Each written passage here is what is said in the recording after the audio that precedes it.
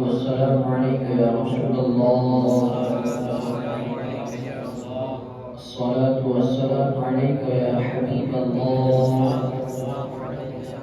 الصلاة والسلام عليك يا نور الله. صلى الله تعالى عليك وسلم. نويت سنة الاعتكاف. ابھی جو حضرات مسجد میں نہیں آئے ہیں میں ان سے مؤدبانہ گزارش کرتا ہوں کہ جلد از جلد مسجد میں تشریف لے آئے، کیونکہ جس محفل کی انعقاد کو ہم نے انعقاد کیا ہے اس محفل کا آغاز تلاوت کلام اللہ سے ہونے جا رہا ہے، تو جو لوگ بھی ابھی مسجد میں حاضر نہیں ہوئے ہیں میں ان سے مؤدبانہ گزارش کرتا ہوں کہ وہ جلد از جلد مسجد میں تشریف لے آئے۔ أعوذ بالله من الشيطان الرجيم.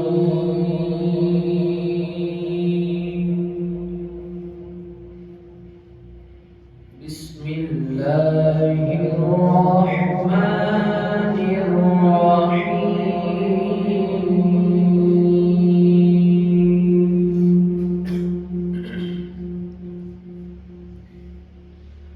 وما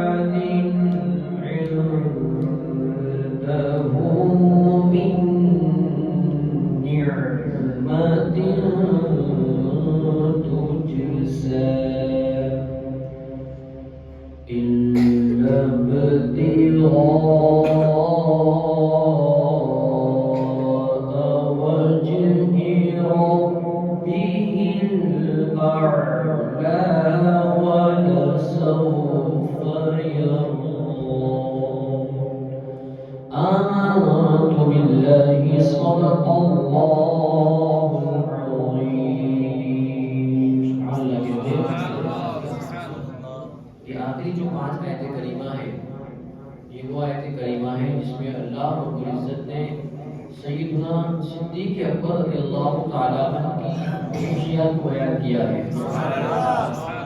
آیات کا میں مناسب سمجھتا ہوں کہ ترجمہ سنا دوں تاکہ یہ معلوم ہو جائے کہ اللہ نے کس انوکھے انداز میں صدیق اکبر کی شان کو بیان فرمایا۔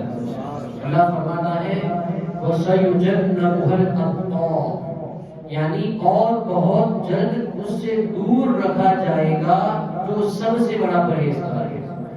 صدیق اکبر رضی اللہ تعالیٰ عنہ کو اللہ رب العزت نے اتقا کے در پکارا ہے، یعنی جو سب سے بڑا پرہیزگار ہے۔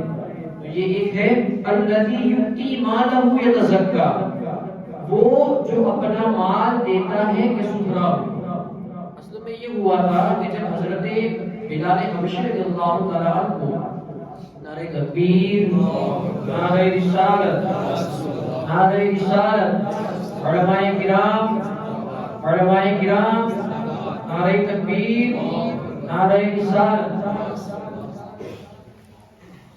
طول وقت اللهم صل على سيدنا مولانا محمد وآله وسلم صلاة وسلام عليك يا سيدي يا رسول الله صلی اللہ علیہ وسلم۔ اصل میں ہوا یہ تھا کہ جب حضرت صدیق اکبر رضی اللہ تعالیٰ عنہ نے حضرت بلال حبشی رضی اللہ تعالیٰ عنہ کو بہت سی قیمت دے کر خریدا، غلامی سے آزاد کیا، تو کفار جو مکہ تھے انہوں نے یہ چیمی گویا شروع کر دی کہ صدیق اکبر رضی اللہ تعالیٰ عنہ پر حضرت بلال کا کوئی احسان ہوگا، اس وجہ سے بہت قیمت دے کر ان کو خریدا ہے۔ تو اللہ رب العزت نے اس بات کو قرآن پاک میں بیان فرمایا کہ انہوں نے جو بڑی قیمت دے کر خریدا ہے تو کسی احسان کی وجہ سے نہیں، بلکہ وہ صرف اور صرف اللہ کی رضا کی خاطر انہوں نے اتنی قیمت دے کر خریدا ہے۔ اللہ فرماتا ہے کہ الذی یؤتی مالہ یتزکا، اور جو اپنا مال دیتا ہے کہ ستھرا ہو، وما لأحد عنده من نعمت تجزا، اور کسی کا اس پر کچھ احسان نہیں جس کا بدلہ دیا جائے، الا ابتغاء وجہ ربہ الاعلی، صرف اپنے رب کی رضا چاہتا جو سب سے بلند ہے، وَلَسَوْفَ يَرْضَىٰ، اور بے شک قریب ہے کہ وہ راضی ہوگا۔ تو صدیق اکبر رضی اللہ تعالیٰ کی شان کو اللہ نے کچھ ان الفاظ کے ساتھ ذکر فرمایا ہے۔ اس سے یہ معلوم ہوگا کہ صدیق اکبر کی شان بہت بلند و بالا ہے۔ تو آئیے کچھ نعت کے اشعار کو ذکر کر کے پھر منقبت کی طرف چلتے ہیں۔ میں سمجھتا ہوں کہ مناسب اور بہتر یہی کہ ہم اپنی اس بزم کو قصیدہ درود شریف کے ساتھ آگے بڑھائیں۔ تو میں آپ کی جو ہے وہ توجہ چاہتا ہوں اور آپ کا ساتھ بھی چاہتا ہوں کہ آپ میرے ساتھ مل کر ضرور پڑھیں گے۔ اس امید کے ساتھ قصیدہ درود شریف کو شروع کرتا ہوں۔ میرے ساتھ مل کر پڑھیے صلی اللہ علی محمد صلی اللہ علیہ وسلم، صلی اللہ علی محمد صلی اللہ علیہ وسلم، مولاي صل وسلم دائما ابدا على حبيبك خير الخلق كلهم، مولاي صل وسلم دائما ابدا على حبيبك خير الخلق كلهم، محمد سيد الكونين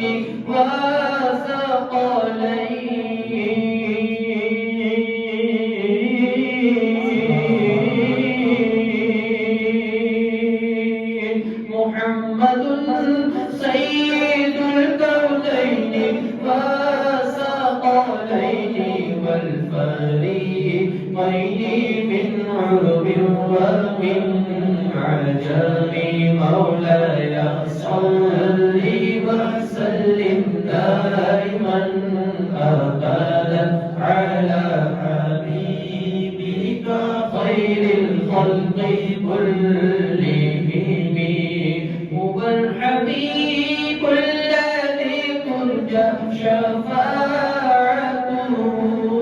هو الحبيب الذي ترجى شفاعته لكل نور من الأهوال مقتحم، مولاي صل وسلم دائما أبدا على حبيبك خير الخلق كلهم، ثم الرضا عن أبي بكر وعن عمر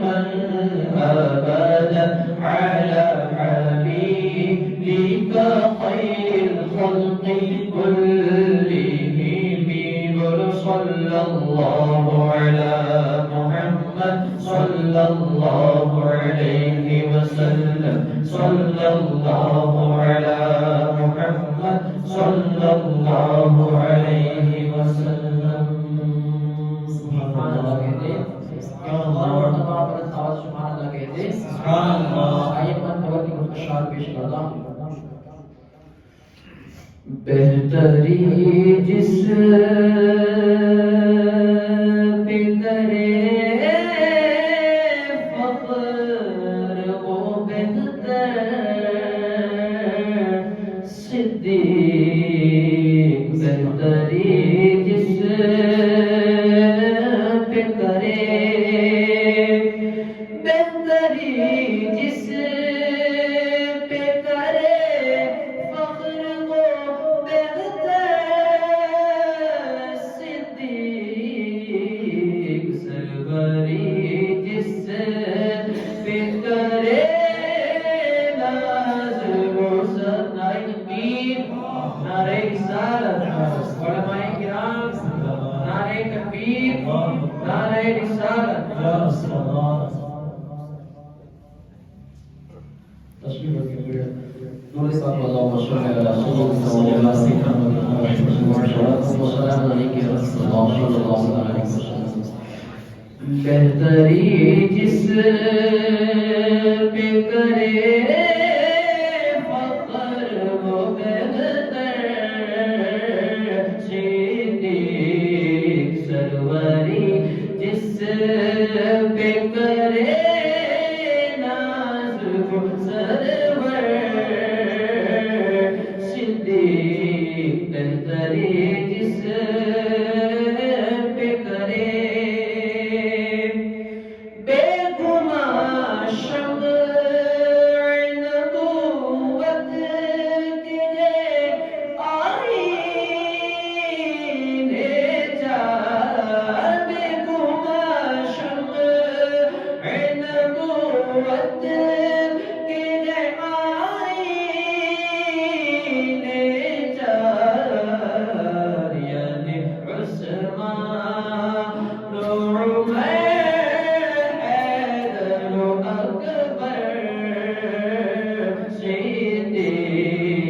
یعنی عثمان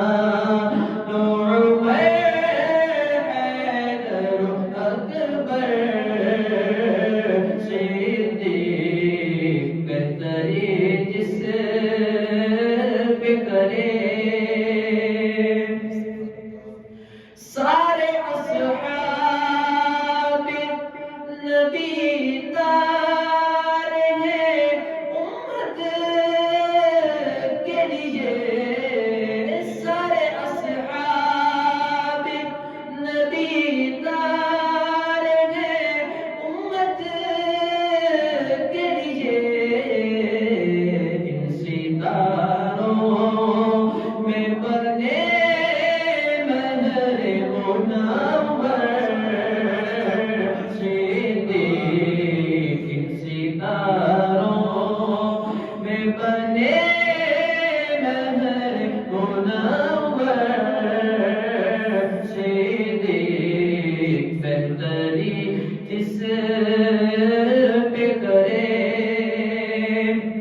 زیست میں موت میں اور قبر میں ثانی ہی رہے زیست میں موت میں اور قبر میں ثانی ہی رہے ثانی اس نے کہ اس طرح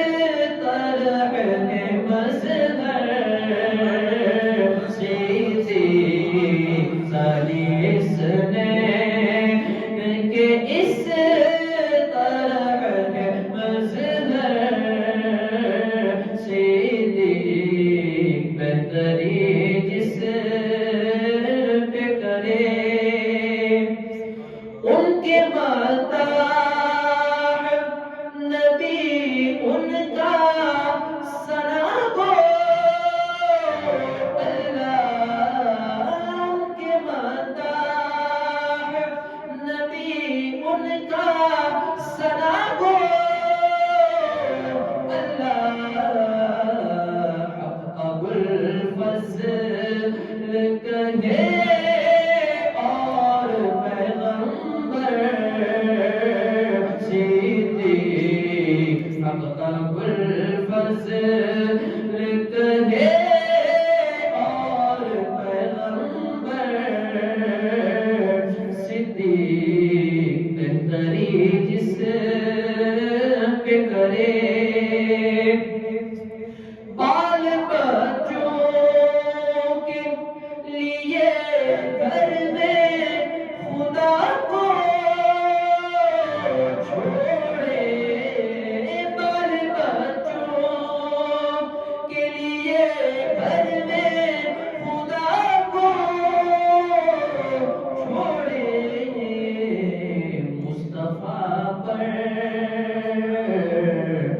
مصطفیٰ پر کرے گئے پار نچھاور صدیق مصطفیٰ پر کرے گئے پار نچھاور صدیق بہتری جس پہ کرے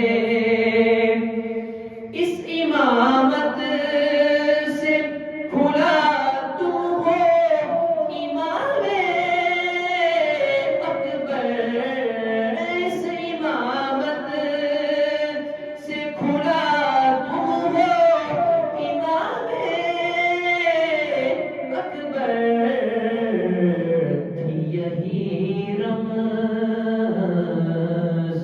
تھی یہی رمز نبی کہتے ہیں حیدر صدیق تھی یہی رمز نبی کہتے ہیں حیدر صدیق بہتری جس پہ کرے آخر میں علامہ مفتی احمد یار خان نعیمی یوں فرماتے ہیں تو ہے آزاد سقر سے تیرے بندے آزاد تو ہے آزاد سقر سے تیرے بندے آزاد ہے یہ سالک بھی تیرا بدر نیزر صدیق ہے یہ سالک بھی تیرا بدر نیزر صدیق بہتری جس پہ کرے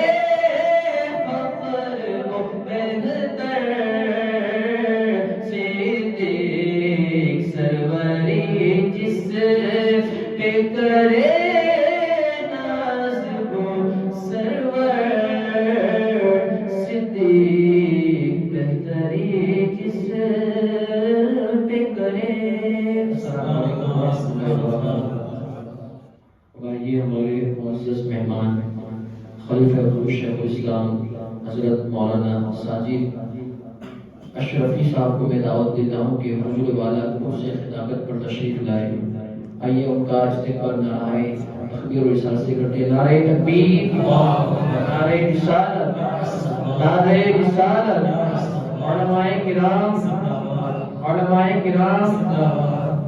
نعرہ تکبیر نعرہ رسالت نعرہ رسالت خلیفہ حضور شیخ الاسلام علماء کرام نعرہ تکبیر نعرہ رسالت استاد گرامی حضرت مولانا الطاف صاحب مصباحی کی گلپوشی کے لیے دعوت دیتا ہوں جناب امتیاز بھائی کو کہ وہ آئے اور حضرت کی گلپوشی فرمائے نعرہ تکبیر نعرہ رسالت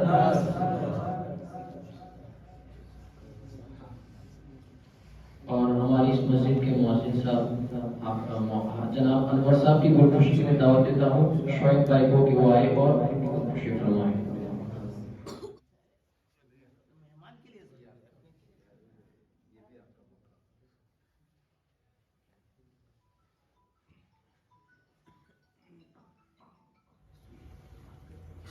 علیکم ورحمۃ اللہ وبرکاتہ.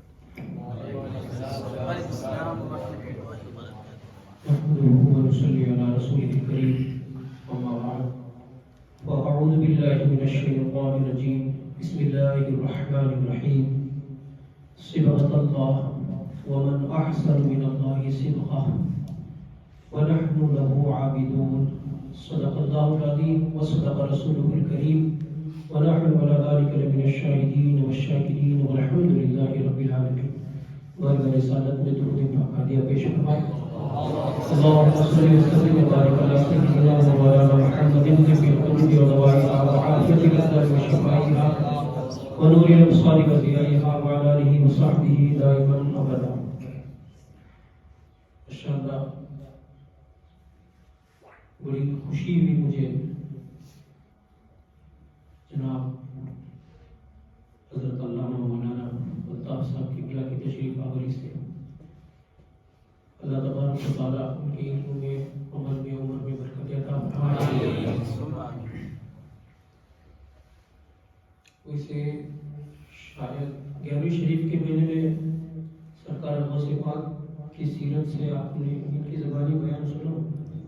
بہترین خطیب ہے. حضرت کی موجودگی میں کچھ کہنا ہے مختصر سا. اسے ابھی ماحول آپ لوگوں کو پتہ ہے نا. پھر وقت کا لحاظ کرتے ہوئے کچھ کام کی باتیں اس دعا کے ساتھ کہ اللہ تعالیٰ مجھے اس کے بعد آپ کو عمل کرنے کی توفیق عطا فرمائے. قرآن مجید کی آیہ کریمہ یہ سورہ بقرہ میں پہلے پارے کا آخری صفحہ. اللہ تعالیٰ ارشاد فرماتا ہے صبغۃ اللہ، اللہ کا رنگ.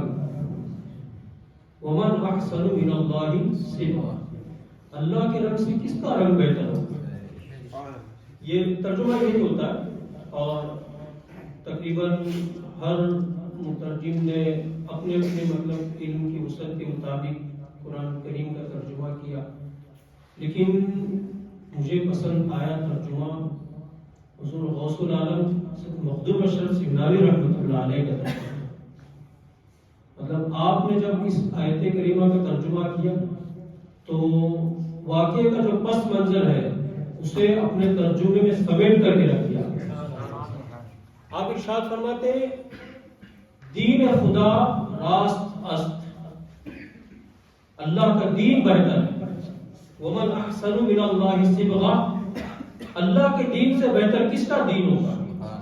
صبغۃ اللہ، اللہ کا رنگ.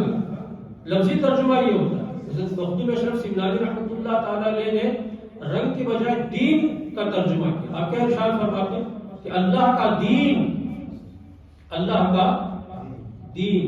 اور آپ نے یہ ترجمہ کیوں کیا. اس آیہ کریمہ کا پس منظر یہ کہ اہل نصارہ جو ہے نا، یہ نصرانی، یہ جب اپنے ان کے دین میں کسی کو داخل ہونا ہوتا یا جو نومولود بچے ہوتے تھے تو ان بچوں کو اپنے پادری کے پاس لاتے، یا وہ شخص جو مذہب عیسائیت قبول کرنا چاہ رہا ہے تو وہ پادری کے پاس آتا. اس نومولود بچے کو، اس شخص کو یہ لوگ پیلے رنگ میں ڈبا کر کے نکالتے، زرد رنگ میں ڈبا کر کے اسے نکالتے اور باہر نکالنے کے بعد کہتے اب یہ دین عیسائیت میں پکا ہو گیا اور یہ سب سے بہترین دین ہے. یہ سب سے بہترین دین ہے کہ یہ جو پیلے رنگ میں ہم نے اسے ڈبا کر کے نکالا تو یہ نصرانیت میں بالکل پکا ہو گیا، یہ پکا عیسائی بن گیا اور یہ سب سے بہترین دین ہے. اللہ نے ان کا رد فرمایا قرآن کریم میں. ارشاد فرماتے نہیں، اللہ کا جو رنگ ہے نا، یہ تمہارا پیلا رنگ نہیں، اللہ کا جو رنگ ہے وہ سب سے بہترین رنگ ہے. تو حضرت مخدوم اشرف سمنانی رحمۃ اللہ تعالی علیہ ارشاد فرماتے ہیں اللہ تبارک و تعالی نے اس آیہ کریمہ میں عیسائیت، دین عیسائیت جو ہے نا، جو کہ سرکار کی تشریف آوری کے بعد باطل ہو چکی، اس کے تعلق سے رب کائنات ارشاد فرماتا ہے کہ اللہ کا رنگ یعنی اللہ کا دین عیسائیت بہترین نہیں ہے. اس وقت دین مصطفیٰ صلی اللہ علیہ وسلم سب سے بہترین دین ہے. اللہ تعالیٰ ارشاد فرماتا ہے اللہ کا دین یعنی دین اسلام سب سے بہترین دین ہے. لفظ حضرت مخدوم اشرف سمنانی رحمۃ اللہ تعالی نے دین کا لیا اور واقعے کے پورے اس منظر کو اس نے سمیٹ کر رکھ دیا. اب کیا اللہ تبارک و تعالیٰ کا دین، تو آپ اور ہم کیا سمجھتے ہیں کہ ہمارا جو دین ہے یہ فقط روزے نماز تک محدود ہے؟ یعنی وہ میری طرح ماشاءاللہ داڑھی رکھ لی، سر پر امامہ سجا لیا، جبہ کبا پہن لیا اور ہم ہو گئے پکے مسلمان؟ صرف دین یہی تھا؟ ہمارا دین ہمیں صرف اتنی تعلیم دیتا ہے کہ 5 وقت پابندی سے نماز پڑھ لی جائے، رمضان شریف کے روزے رکھ لیے جائے، اور استطاعت ہو تو حج کر لیا جائے، نصاب ہو اگر پورا تو زکات ادا کر دی جائے. دین مکمل. پھر آقا صلی اللہ علیہ وسلم ارشاد فرماتے ہیں اخلاق کی 360 شاخیں ہیں. حسن اخلاق کی 360 شاخیں ہیں. سچ بولنا یہ اخلاق کی ایک شاخ ہے. مثبت سوچ رکھنا، پوزیٹیو تھنکنگ، یہ اخلاق کی ایک شاخ ہے. حلال روزی کھانا یہ بھی اخلاق کی ایک کیا ہے؟ شاخ ہے. مومنوں کے لیے دل میں نرم گوشہ رکھنا یہ بھی اخلاق کی کیا ہے؟ ایک شاخ ہے. بڑوں کا ادب کرنا، چھوٹوں پر شفقت کرنا. حضور صلی اللہ علیہ وسلم ارشاد فرماتے ہیں حسن اخلاق کی 360 شاخیں ہیں. جس خوش نصیب نے ایک بھی شاخ مضبوطی سے پکڑ لی اللہ تعالیٰ سے جنت میں داخل عطا فرمائے. ایک بھی. ابو بکر صدیق کا کمال کیا پتہ ہے؟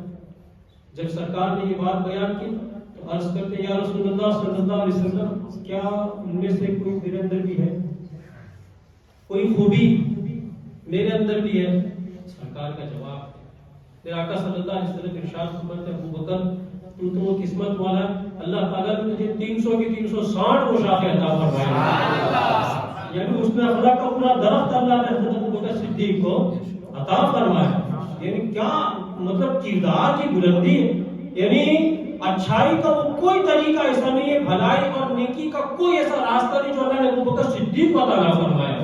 یعنی تخلقوا باخلاق اللہ، اپنے آپ کو اللہ کے اخلاق میں ڈھال لو، اللہ کی عادتیں اپنا لو. اللہ تبارک و تعالیٰ کے جو اللہ تبارک و تعالیٰ کی جو عادتیں ہیں، اور رب کی عادت کیا ہے؟ اللہ تبارک و تعالیٰ نے بندوں کا بھلا فرماتا ہے.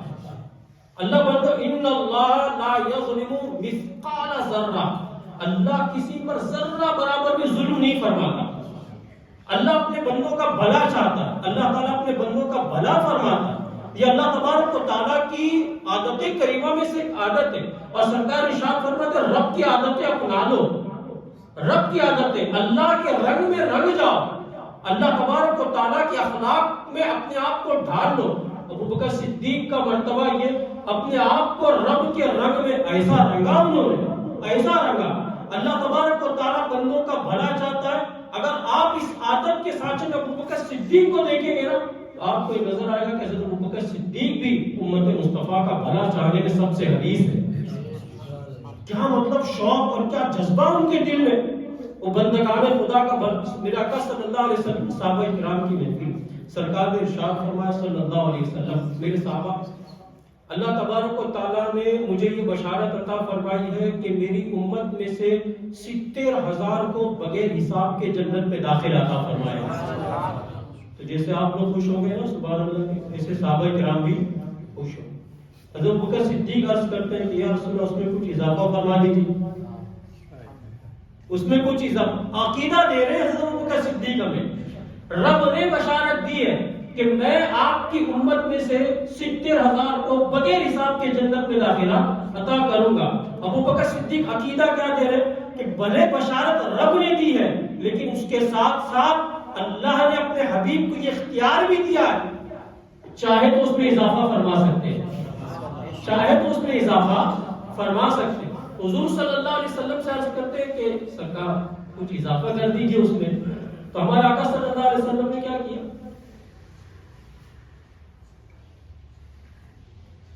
ابو بکر لو تمہاری سفارش پر میں نے اس میں اضافہ کر دیا، میں نے اس میں اضافہ کر. کتنا اضافہ کیا وہ سرکار نے نہیں بتایا.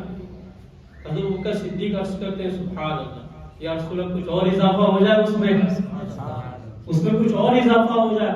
ہمارے آقا صلی اللہ علیہ وسلم نے پھر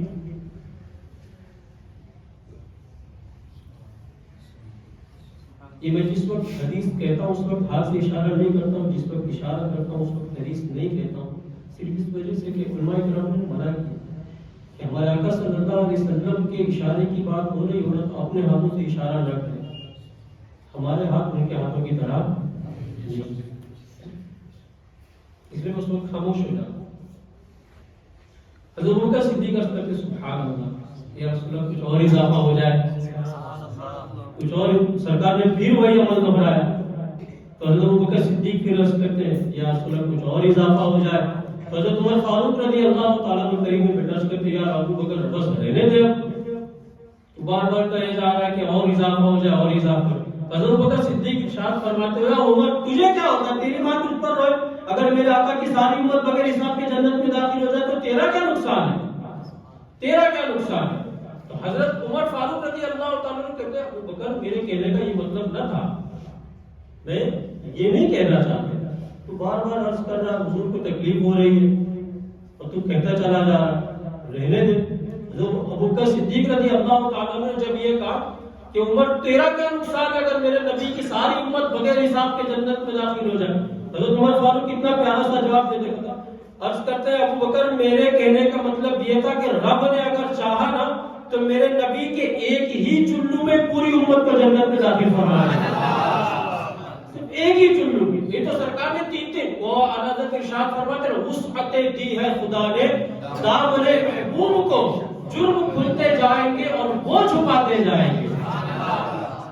تو میرے آقا صلی اللہ علیہ وسلم نے نا مسکرایا اور ارشاد فرماتے عمر تو نے سچ کہا، عمر تو نے سچ کہا، یعنی رب نے اگر چاہا نا تو تیرے نبی کے ایک ہی چلو میں امت جنت میں داخل ہو جائے گی۔ آپ مطلب جذبہ دیکھ رہے ہیں حضرت ابوبکر صدیق رضی اللہ تعالیٰ عنہ کا، کس طرح مطلب وہ چاہتا ہے، مطلب اس بندے کی بات ہو رہی ہے جس کو سب سے پہلے جنت میں داخل ہونے کی بشارت دے دی گئی، یہ پہلا جنتی ہے، جنت میں داخل ہونے والے سب سے پہلے حضرت ابوبکر صدیق رضی اللہ تعالیٰ عنہ۔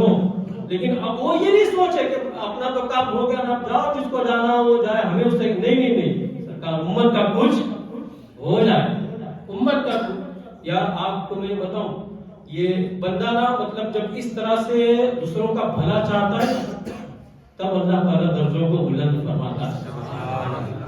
میرے آقا صلی اللہ علیہ وسلم کی حدیث پاک ہے، سرکار ارشاد فرماتے ہیں نماز اور روزوں کی کثرت کی وجہ سے ابوبکر کو یہ درجہ نہیں ملا۔ تم کیا سمجھتے ہو کہ زیادہ نمازیں پڑھنے، زیادہ روزے رکھنے کی وجہ سے میرا ابوبکر کو یہ مرتبہ ملا؟ میرے آقا ارشاد فرماتے ابوبکر کے دل میں ایک بات ہے، ابوبکر کے دل میں ایک بات ہے۔ آپ ابوبکر کے دل کی کیفیت کو آپ دیکھیں، کیا بات ہے، مطلب عشق رسول سے بسا ہوا وہ سینہ حضرت ابوبکر صدیق رضی اللہ تعالیٰ عنہ کا، اور نیکیوں کے بلند مرتبے پر میرے آقا صلی اللہ علیہ وسلم ارشاد فرماتے افضل البشر بعد الانبیاء، نبیوں کے بعد اس امت میں سب سے افضل اور سب سے بہترین۔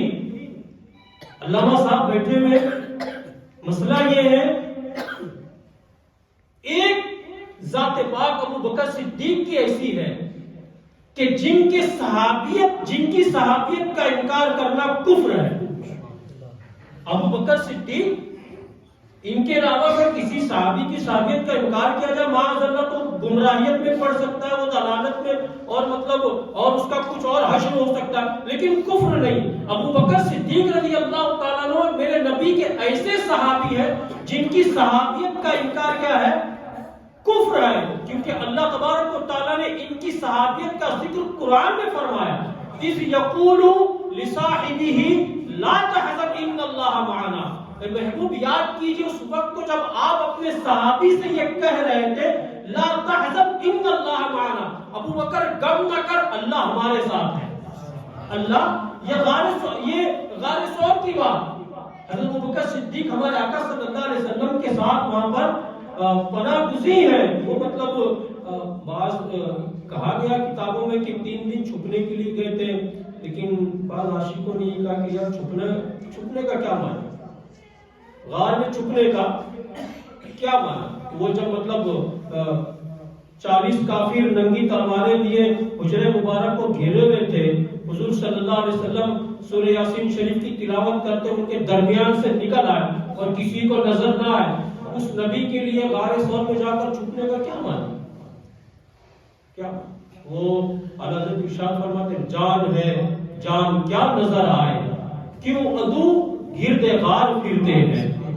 یہ حضور تو جان ہے نا کائنات کی، اور جان جو ہوتی ہے نا وہ نظر نہیں آتی. سرکار تو مطلب چھپنے کے لیے نہیں، حضور صلی اللہ علیہ وسلم ابو بکر صدیق کو اپنا فیض عطا فرمانے کے لیے لے گئے، اور سرکار نے کیا فیض عطا فرمایا. آپ کو پتا ہے وہ جو 3 دن تھے نا ابو بکر صدیق رضی اللہ تعالیٰ عنہ کے غار ثور میں حضور صلی اللہ علیہ وسلم کے ساتھ، مطلب اس وقت ابو بکر صدیق جو نیکی کر رہے تھے عرش سے لے کر فرش تک وہ نیکی کسی اور کو اللہ نے عطا نہیں فرمائی. وہ چہرے و دعا ابو بکر صدیق کی گود میں ہے. حضور صلی اللہ علیہ وسلم وہ کھلا ہوا قرآن حضرت ابو بکر صدیق کی گود میں ہے، اور ابو بکر صدیق مطلب سرکار کے چہرے کو اپنی گود میں لے کر کے دیدار کر رہے ہیں. یعنی یہ وہ نیکی تھی اس وقت، یہ وہ نیکی تھی جو آپ کے علاوہ اس وقت کائنات میں کوئی نہیں کر رہا تھا. اس نیکی میں آپ کا کوئی شریک نہ تھا. وہ ابو بکر صدیق رضی اللہ تعالیٰ عنہ، میرا آقا صلی اللہ علیہ وسلم فرماتے ہیں اس ابو بکر کے دل میں ایک بات ہے جس کی وجہ سے اللہ نے ابو بکر صدیق کو یہ مرتبہ عطا فرمایا. آپ یہ یاد رکھیں، اگر ہم یہ چاہتے ہیں نا اللہ تبارک و تعالیٰ کے نزدیک کچھ ہماری مطلب عزت بڑھ جائے، ہماری کوئی حیثیت ہو جائے، اللہ کے بندوں کا بھلا کرے. کیا کرے؟ اللہ کے بندوں کا بھلا. آپ اگر مطلب اس کام پر اگر آپ لگ گئے نا کہ بس آپ نے مطلب اپنی زندگی میں کسی کا کبھی برا نہیں کیا، میں سمجھتا ہوں اگر نیکی و عبادت کے معاملے میں کچھ کمزور بھی نکل گئے نا، قیامت کے دن یہ کہہ سکو گے باری تعالیٰ عبادت کے معاملے میں تھوڑا کمزور تھا لیکن زندگی میں کبھی کسی بندے کا برا نہیں کیا، میں نے کسی کا برا نہیں کیا. یا اب تو مطلب حال ہمارا یہ ہو چکا، اتنا لوگ سیلفش ہو چکے، اتنے خود غرض ہو چکے، یعنی بغیر کسی مطلب کے ہم کچھ کرنا ہی نہیں چاہتے. میں ہر کسی کی بات نہیں کر رہا ہوں، سماج میں ایسے بندے آپ لوگوں کو مل جائیں گے وہ اگر آپ کو سلام بھی کرے نا تو آپ سمجھ جاتے ہو کہ اس کچھ کام ہو،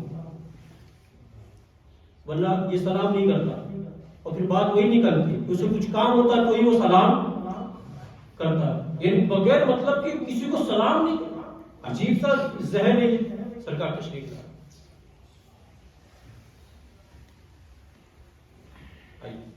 ٹھیک ہے درود پاک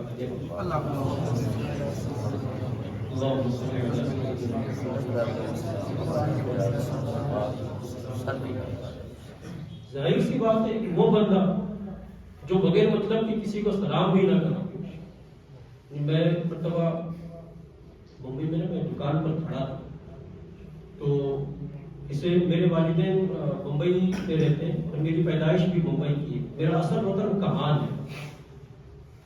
تو بمبئی میں صرف ان لوگوں کو پہچانتا ہوں جو برسوں سے وہاں پر رہتے ہیں، ہمارے محلے میں جو بچپن سے وہاں، انہی کو پہچانتا ہوں. اس کے علاوہ جو کرایہ دار ہیں یا جو نئے آئے ہوئے میں انہیں نہیں جانتا. میں دکان پر کھڑا تھا، میرے ساتھ ایک شخص اور بھی کھڑے تھے، میں نام نہیں لوں گا کیونکہ نام بڑا خوبصورت ہے. تو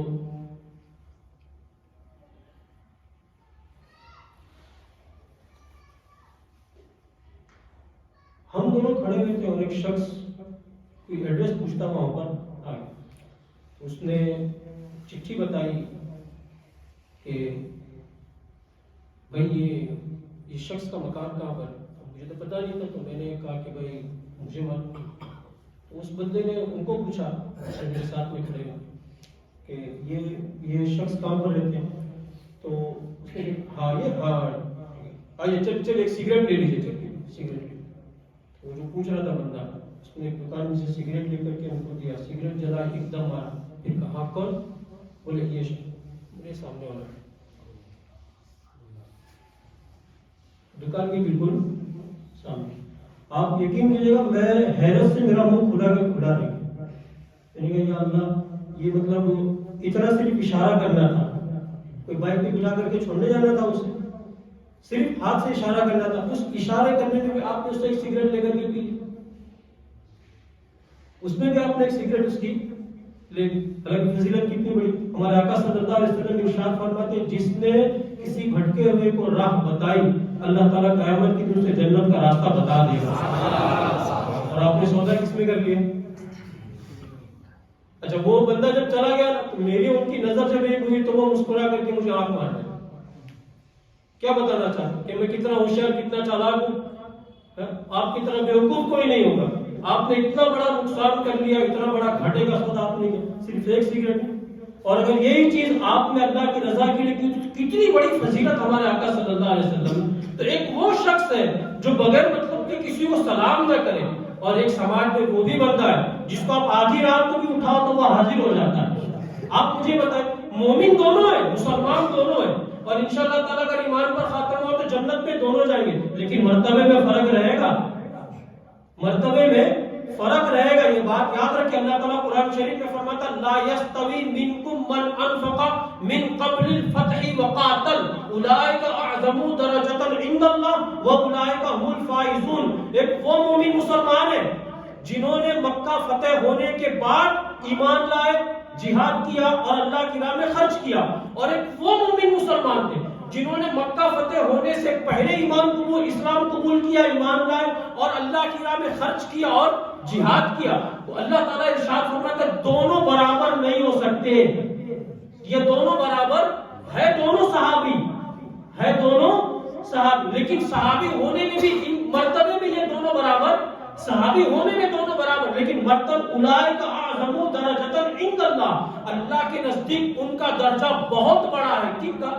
جو مکہ فتح ہونے سے پہلے ایمان لائے, جو فتح مکہ سے پہلے جو ایمان لائے. جب صحابہ میں برابر نہیں ہو سکتے, درجات فرق ہو جاتا ہے. ان کا لا یستوی القاعدون من المؤمنین غیر اولی الضرر والمجاہدون فی سبیل اللہ. برابر نہیں ہو سکتے وہ صحابی جو بیٹھے رہے اور وہ صحابی جو جہاد کے لیے نکلے, یہ دونوں بھی برابر نہیں ہو سکتے. آپ صحابہ کرام کی قربانیاں تو دیکھیں. ہمارے آقا صلی اللہ تعالی علیہ وسلم نے جب ہجرت فرمائی, حضور صلی اللہ علیہ وسلم مکہ مکرمہ میں مطلب کفار مکہ کے ظلم و ستم سے جب مسلمان تنگ آ گئے, ہمارے آقا صلی اللہ علیہ وسلم نے صحابہ کرام کو ہجرت کی اجازت عطا فرمائی. حضرت ابوبکر صدیق بھی ملک شام کی طرف نکلے تھے ہجرت کے لیے. مالک ابن دغنا انہیں آدھے راستے سے واپس لے آئے.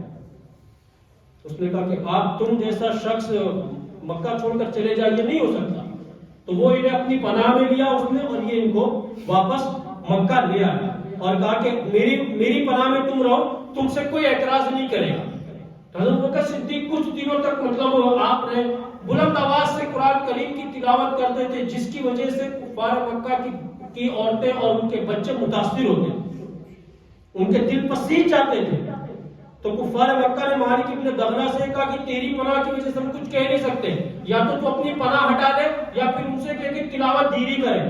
تو حضرت ابوبکر صدیق نے ارشاد فرمایا مالک ابن دغنا سے کہ تو اپنی پناہ ہٹا لے, مجھے میرے رب کی پناہ کافی ہے, مجھے میرے رب کی پناہ کافی ہے. بلند آواز سے تلاوت ہوتی تھی. اس کے بعد جب حضور صلی اللہ علیہ وسلم نے مدینہ منورہ میں جب اسلام کا نور پھیلا اور سرکار نے صحابہ کرام کو مدینے کی طرف ہجرت کی اجازت عطا فرمائی, حضرت بکر صدیق کی بارگاہ رسالت میں آ کر عرض کرتی یا رسول اللہ میں یہ چاہتا ہوں کہ میں بھی مدینے کی طرف ہجرت کر جاؤں. میرے آقا صلی اللہ علیہ وسلم ارشاد فرماتے ہیں ابو بکر ٹھہرو, ہو سکتا ہے اللہ تبارک و تعالیٰ مجھے ہجرت کی اجازت عطا فرما دے. تو عرض کرتے رو پڑے, عرض کرتے یا رسول اللہ اگر آپ کو بھی ہجرت کی اجازت ملے گی تو دعا کیجئے کہ اللہ تعالیٰ آپ کی معیت, آپ کی رفاقت مجھے عطا فرمائے. سرکار نے بشارت دے دی تو حضرت بکر صدیق نے 2 انگلیاں خریدی اور ان کے خوب ببول کی پتیاں کھلا کھلا کر کے موٹا تازہ کیا انہیں. اور ٹھیک 4 مہینے بعد, اس واقعے کے 4 مہینے بعد ہمارے آقا صلی اللہ تعالی علیہ وسلم کو اللہ تبارک و تعالی نے ہجرت کی اجازت عطا فرمائی. تو ہمارے آقا صلی اللہ علیہ وسلم دوپہر کے وقت پہنچے ابو بکر صدیق کے مکان پر اور جا کر کے ارشاد فرماتے ابو بکر آج رات کو تیار ہے, آج رات نکلنے کا حکم ملنے والا.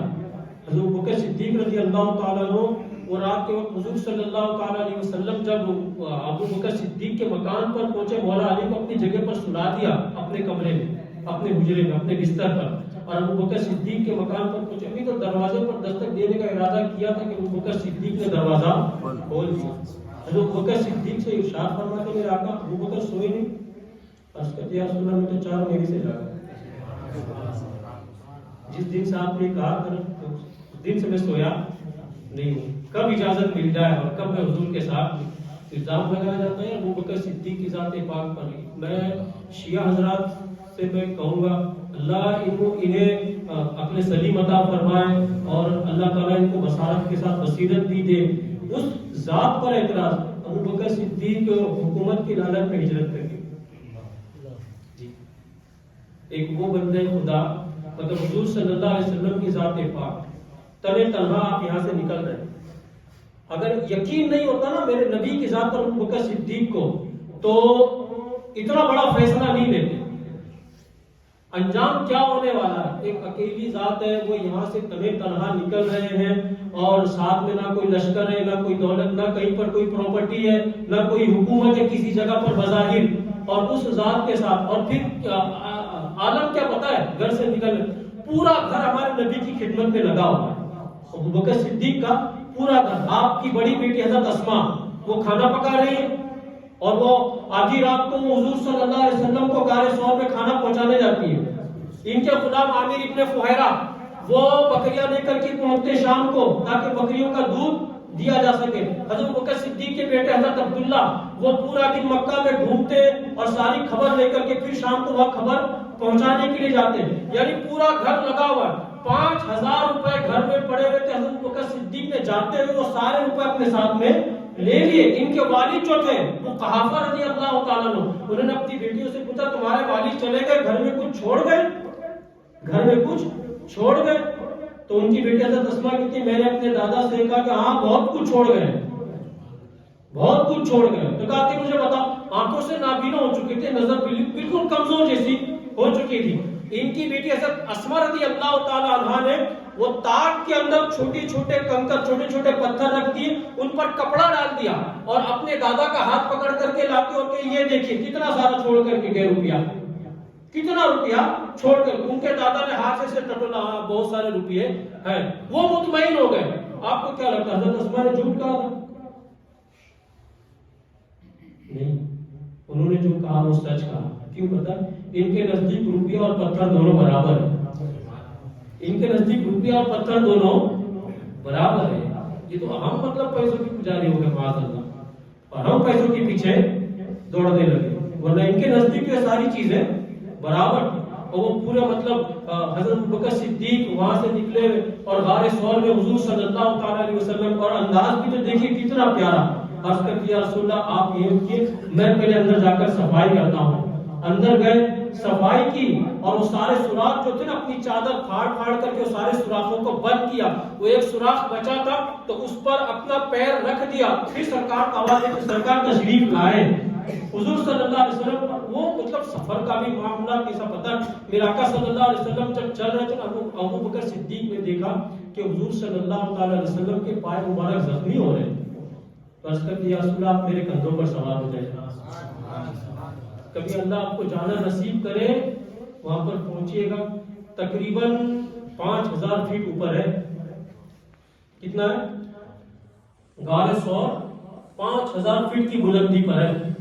یعنی ہم جیسے لوگ بھی جب چڑھتے ہیں نا تو راستے میں 2 جگہ رکتے ہیں پانی پینے کے لیے اور کتنی دیر بیٹھتے ہیں، پھر سانس لے کر پھر اوپر چڑھتے ہیں. حضور صلی اللہ علیہ وسلم کو اپنے کندھوں پر سوار کر کے اتنی بلندی پر حضرت بکر صدیق چڑھے. اور چڑھنے کا انداز کیا پتا ہے؟ جب ایک قدم اٹھا کر کے رکھتے تھے تو اپنے پیر کو گول گھما دیتے تاکہ قدموں کا نشان مٹ جائے، قدموں کا نشان مٹ جائے. سرکار کو اوپر لے کر کے چڑھے اور وہاں پہنچنے کے بعد پھر سرکار سے کہتے میں اندر جا کر پہلے صفائی کر لوں. اور پھر اندر پہنچے، صفائی آپ نے کی، سرکار کو آواز دی، پھر آقا صلی اللہ علیہ وسلم تشریف لے گئے. ابو بکر صدیق رضی اللہ تعالیٰ عنہ کی گود میں اپنا سر مبارک رکھ کر کے آرام فرما رہے. وہ 10ویں پارے کی اس آیت کریمہ اذ یقول لصاحبہ لا تحزن ان اللہ معنا فانزل اللہ سکینتہ. حضرت بکر صدیق رضی اللہ تعالیٰ عنہ اس آیت کریمہ کی تفسیر میں حکیم الامت حضرت مفتی احمد یار خان تفسیر نعیمی میں ارشاد فرماتے 1000 سال سے وہ سانپ وہاں پر انتظار میں تھا حضور صلی اللہ علیہ وسلم کی تشریف آوری اور آپ کے دیدار کے لیے. 2 عاشقوں کی لڑائی تھی، 2 عاشقوں کی لڑائی تھی. اب اتنی مدت کے بعد جب اس کی تمنا پر آنے کا وقت آیا، ایک عاشق نے اپنا پیر رکھ دیا وہاں پر. تو اس سانپ نے کیا کیا؟ حضرت بکر صدیق کے انگوٹھے میں زور سے اس نے ڈسا، اور اتنا پرانا اور زہریلا سانپ حضرت بکر صدیق کے جسم میں پورا زہر جو تھا نا سانپ کا، یہ دوڑ گیا، آپ کا جسم مبارک پھول گیا، اور تکلیف کی شدت سے حضرت بکر صدیق کی آنکھوں میں آنسو آ گئے.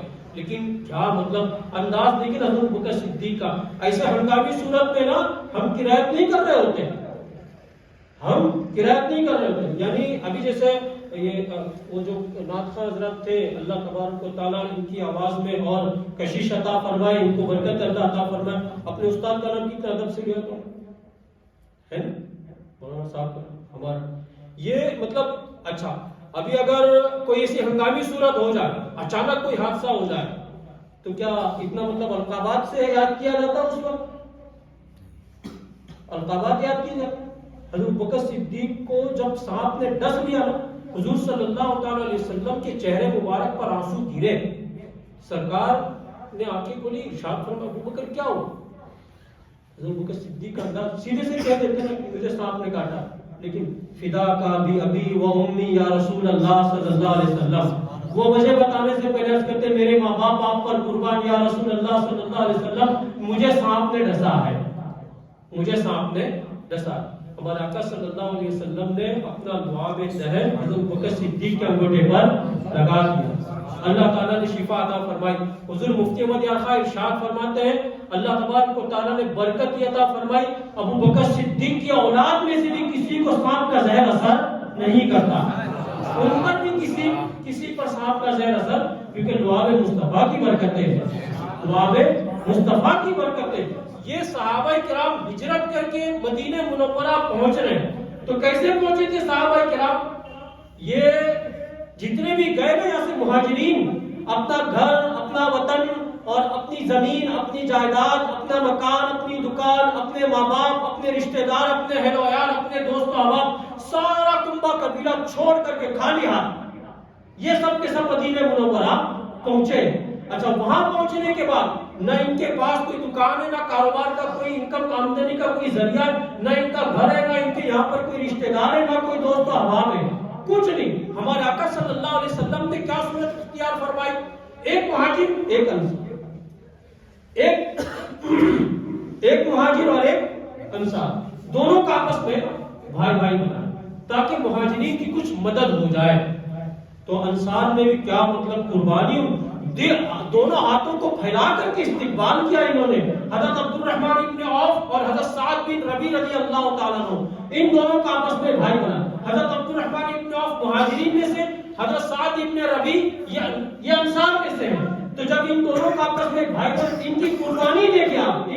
ہم اور آپ مطلب اتنے خود غرض اور اتنے سیلفش کہ ہم مطلب کسی کو بغیر مطلب کے سلام کرنے کو تیار نہیں. اور یہ مہاجرین اور انصار کے آپس میں وہ عقد مواخات کو آپ دیکھیں، ان کا بھائی چارہ کو آپ دیکھیں. آپ مجھے کوئی خون کا رشتہ تھا ان کا، بس اتنے میں کہ یہ بھی ایمان والے، ہم بھی ایمان والے، یہ بھی مومن ہے، ہم بھی مومن ہے. یہ اسی نبی کا کلمہ پڑھتے جس کا ہم کلمہ پڑھتے.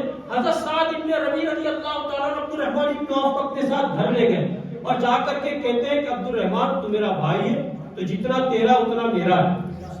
تو اللہ نے مجھے دو مکان دیے، تو ایک تیرا اور ایک میرا. میرے پاس دو باغ ہے، تو بڑا والا جو باغ ہے نا وہ تیرا، چھوٹا والا وہ میرا. اور حد کر دی انہوں نے. ارشاد فرماتے عبد الرحمن پردے کا حکم بھی نازل نہیں ہوا تھا، میری دو بیویاں ہیں، دونوں تیرے سامنے رکھ دیتا ہوں، تو جس کو پسند کر لے گا نا میں اسے طلاق دے دیتا ہوں، تو اس سے نکاح کر لینا. تو اس سے کتنی بڑی قربانی. تو یہ مہاجرین بھی جو تھے نا اللہ تعالیٰ نے بڑی خودداری عطا فرمائی تھی. ہماری طرح نہیں تھے کہ بھائی مفت کا مل رہا ہے مکان، مفت کی دکان مل رہی، مفت کا باغ مل رہا ہے، آمدنی مل رہی ہے، عورت مل رہی ہے، تو اب کیا ضرورت ہے کمر توڑنے کی اور دھوپ میں سر کپانے کی، آرام سے بیٹھ کر کے کھائیں گے. ہم نے اتنی بڑی قربانی تو دی اور کتنی کو نہیں.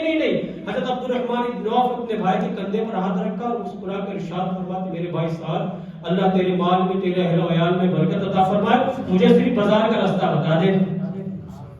حضرت سعد نے بازار کا راستہ بتایا. بازار پہنچے، ہول سیل کی دکان سے کچھ کھجور اور پنیر خریدے اور مدینے میں گھوم گھوم کر کے اس کو بیچا, شام تک کچھ منافع اللہ نے عطا فرمایا. دوسرے دن پھر بازار پہنچے, کھجور اور پنیر خریدا اور پھر مدینے میں گھوم گھوم کر کے اس کا کاروبار کیا, شام تک کچھ منافع اللہ نے عطا فرمایا. نیت اچھی تھی نا, نیت اچھی تھی, اللہ نے وہ برکت عطا فرمائی. وہ وقت آیا کہ حضرت عبد الرحمن کا مال اور آپ کا تجارت کا قافلہ جب مدینے میں آتا تھا نا تو کوہرام مچ جاتا تھا کہ عبد الرحمن 700 اونٹوں پر لد کر کے ان کا مال آتا تھا مدینے میں. اور اونٹ ہے نا, یہ میں کہوں آج کے دور میں سمجھ لو کہ کسی کے پاس 700 لگژری بس ہو, یہ عرب کا جہاز کہا جاتا ہے اسے. اونٹوں کو عربستان کا کیا کہا جاتا ہے؟ جہاز کہا جاتا ہے. اتنی دولت اللہ نے عطا فرمائی. اللہ کے بندو نیت تو صحیح رکھو, اللہ برکتیں عطا فرمائے گا, اللہ برکتیں عطا فرمائے گا. اور میں بتاؤں حضرت ابو بکر صدیق رضی اللہ تعالیٰ عنہ سارا کچھ 80,000 درہم ان کی ملکیت میں تھے ایمان لانے کے بعد. 40,000 مکہ مکرمہ میں ہجرت سے پہلے, 40,000 مدینہ منورہ میں ہجرت کے بعد. میرے آقا پر ایک ایک کر کے قربان کر. اور جب دنیا سے رخصت ہوئی نا تو چراغ میں جلانے کو تیل نہ تھا, چراغ میں جلانے کو تیل نہ تھا. میں صدیق اکبر کہوں یا عاشق اکبر کہوں, بات صحیح کیا عشق تھا. ہم میں برا نہ لگائیے گا, اللہ کی نعمتیں کھاتے کھاتے ہمارے دانت گر گئے, لیکن شکر کرنے کی توفیق نہ ہوئی. میرے آقا صلی اللہ علیہ وسلم کی بارگاہ میں جبریل آئے اور عرض کیا کہ یا رسول اللہ تعالیٰ نے ابو بکر صدیق کو سلام کہا اور یہ پیغام بھجوایا کہ ہم قریب اللہ انہیں شفا عطا فرمائے. تو ہمارے آقا صلی اللہ علیہ وسلم نے ارشاد فرمایا کہ ابو بکر کو شفا عطا فرمائے. حضرت ابو بکر صدیق کو بلا کر کے ارشاد فرمایا ابو بکر رب نے تجھے سلام کہا ہے اور یہ بشارت دی کہ ہم قریب اللہ تجھے شفا عطا فرمائے. الحمدللہ. میرا کیا ارشاد فرمایا بیماری کیا, بیماری کیا؟ اس کا کیا سر بیماری تو کچھ نہیں, داڑھ میں درد. کیا داڑھ میں درد. میرے آقا صلی اللہ علیہ وسلم نے پوچھا کب سے؟ 7 سال سے. کتنے سال سے؟ 7 سال سے. حضور صلی اللہ علیہ وسلم نے ارشاد فرمایا ابو بکر تم نے مجھے بھی نہیں بتایا کہ داڑھ میں درد. عرض کرتے یا رسول اللہ میں نے سوچا کہ مالک نے تحفہ دیا تو قبول کر لیا, رب نے تحفہ دیا تو اسے میں نے کیا ملا درد. اور کیا کہہ رب نے تحفہ دیا تو میں اسے قبول کر لیا. اور ہمیں مطلب کہ میرے پاس یہ نہیں ہے, میرے پاس, ہمیں صرف وہی چیزیں کیوں نظر آتی ہیں جو ہمارے پاس نہیں ہے, وہ نظر کیوں نہیں آتی جو اللہ نے ہمیں عطا فرمائی. میں بتاؤں آپ کو, فارس کا جو بادشاہ تھا نا کسرا,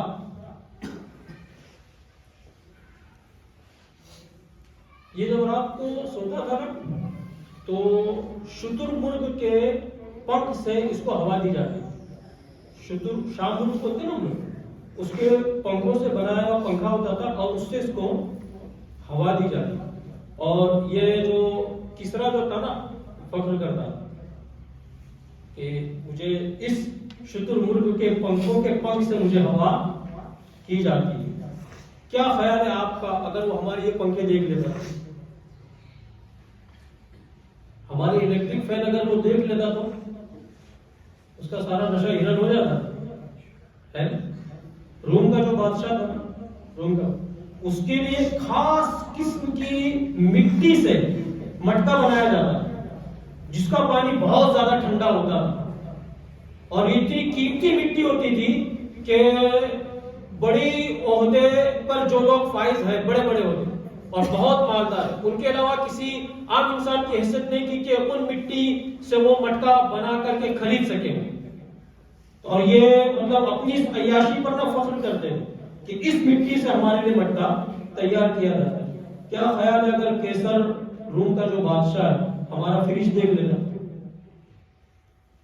ہمارے پاس جو امپورٹنٹ جو فریج ہے ہمارے گھروں میں, آٹومیٹک جو فریج ہے, اگر وہ دیکھ لیتا تو بغل میں جھانکتا ہے, وہ بغل میں جھانکتا ہے نہیں جھانکتا. وہ خلیفہ منصور جو تھا نا, اس کے لیے غسل خانے میں ٹھنڈا اور گرم پانی مکس کر کے اس کے غسل کا انتظام کیا جاتا کہ گرم پانی کیا جاتا اس میں ٹھنڈا پانی مکس کر کے پھر اس کے غسل کا انتظام کیا جاتا اور وہ کالر اونچی کر کے گھومتا کہ میں بادشاہ ہوں تو میرے لیے یہ انتظام کیا جاتا ہے. کیا خیال ہے آپ کا اگر وہ ہمارے باتھ روم میں لگے ہوئے گیزر کو دیکھ لیتا؟ کیا خیال ہے؟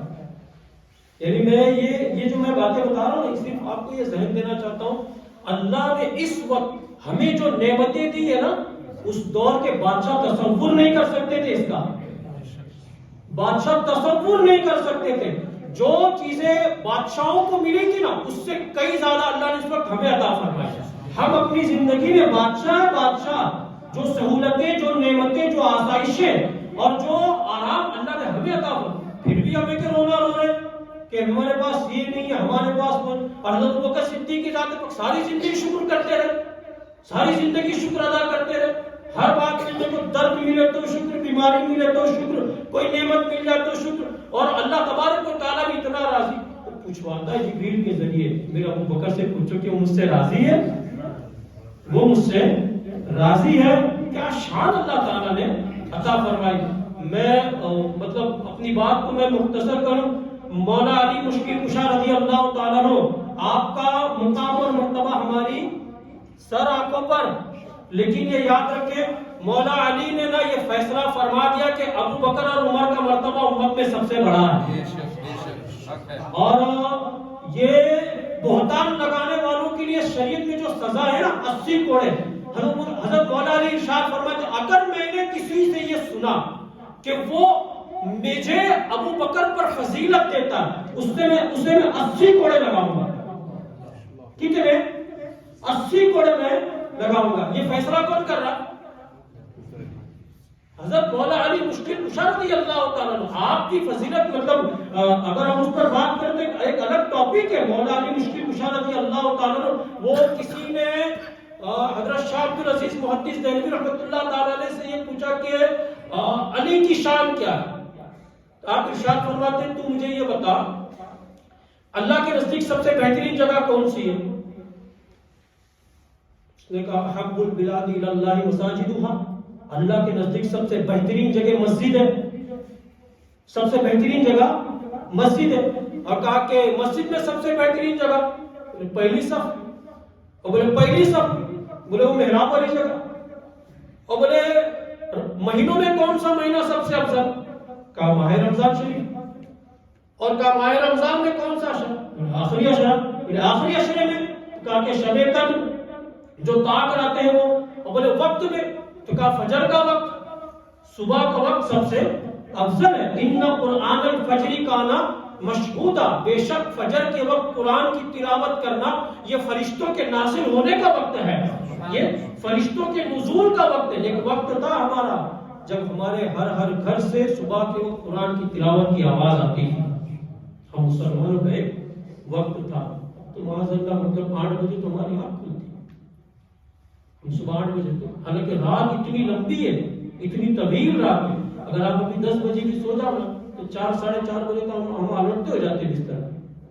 پھر ہم کو اٹھ جانا پڑتا ہے کہ اٹھ جائے. اور اس وقت مطلب تہجد کی جو عبادت ہے نا اسے ادا کرنا بہت آسان ہے. اس وقت کی میں بات اتنی طویل رات ہم اور آپ یہ جو پٹ رہے ہیں نا ہماری جو پٹائی ہو رہی ہے دنیا میں اس وجہ سے کہ دنیا والے ہم کو مسلمان سمجھتے ہیں. دنیا والے ہم کیا سمجھتے ہیں کہ ہم مسلمان. اور آخرت میں ہماری پٹائی ہوگی کیونکہ ہم دنیا میں صحیح معنوں میں مسلمان تھے ہی نہیں. ہم صحیح معنوں میں مسلمان تھے یعنی ہماری پٹائی ہونے والی یہاں بھی اور وہاں بھی. کیونکہ اگر یہی اسی کو اسلام کہتے ہیں یہی مسلمان. آپ دیکھیں ابھی وہ پاکستان میں جو حادثہ ہوا برف باری کی وجہ سے تو کیا آپ سمجھتے ہیں کہ برف گرنے کی وجہ سے لوگ مارے گئے اور وہاں پر بچاؤ کا کوئی ذریعہ نہ تھا؟ وہ اللہ کے بندوں وہاں پر ہوٹلیں اسلامی ملک ہے نا وہ ہماری قوم کے تھے وہ سارے ہمارے مسلمان بھائی. اور وہ ہوٹلیں بھی جو تھی نا وہ سب ہمارے ہی والوں کی ہوٹل. وہ سارے اونر بھی مسلمان ہی تھے وہ نام کے. لیکن کیا ہوا ہونا تو یہ چاہتے نا اسلام کا تقاضا کیا ہے اور اخلاق کا فریضہ کیا ہے. یہی نا کہ جب ایسی صورتحال پیدا ہو جائے تو ہوٹل کی جو مالکان ہے وہ اپنے ہوٹلوں کے دروازے کھول دیتے ہیں مسلمانوں کے لیے، لیکن ایسا نہیں ہوا، بلکہ کیا کیا گیا، ایک ایک ہوٹل والے نے نوٹ کمانے کا ذریعہ بنا لیا، اور وہ کمرے ہوٹلوں کے جن کا کرایہ 2000 روپیہ تھا وہ 40 سے 50,000 کر دیا گیا ایک رات کا۔ کتنا؟ 50,000 روپیہ ایک رات کا کرایہ۔ وہ بوائل انڈا، ابالا ہوا انڈا جو 15 روپے میں ملتا تھا اس کی قیمت 500 روپے کر دی گئی۔ 10 روپے کی چائے 450 روپے اس کی قیمت کر دی گئی۔ دل دکھ گیا، میں یوٹیوب پر دیکھ رہا تھا جب اس فیملی نے جب اپنا بیان دیا کہ میں نے ہوٹل والے کو فون کیا تھا یہ کہنے کے لیے کہ میں اپنی فیملی کے ساتھ یہاں پر پھنسا ہوا ہوں اور میں ظاہر سی بات ہے باہر برف گر رہی ہے تو وہ اپنی فیملی کو لے کر باہر نہیں رہ سکتا اور گاڑی میں بھی نہیں رک سکتے۔ اگر آپ گاڑی پیک کر دو گے اور اس کا جو سائلنسر ہے نا یہ اگر پیک ہو گیا نا تو وہ گاڑی سے نکلنے والی گیس جو ہے نا یہ آپ کو 10 سے 15 منٹ میں ختم کر دے گی۔ تو جو لوگ اس حادثے میں شہید ہوئے وہ سب یا تو گاڑی میں بیٹھے رہنے کی وجہ سے آکسیجن نہ ملا اس لیے شہید ہو گئے، یا باہر نکل کر وہ ٹھنڈی میں جم کر کے دنیا سے کوچ کر گئے، لیکن ان کو رحم نہیں ہے۔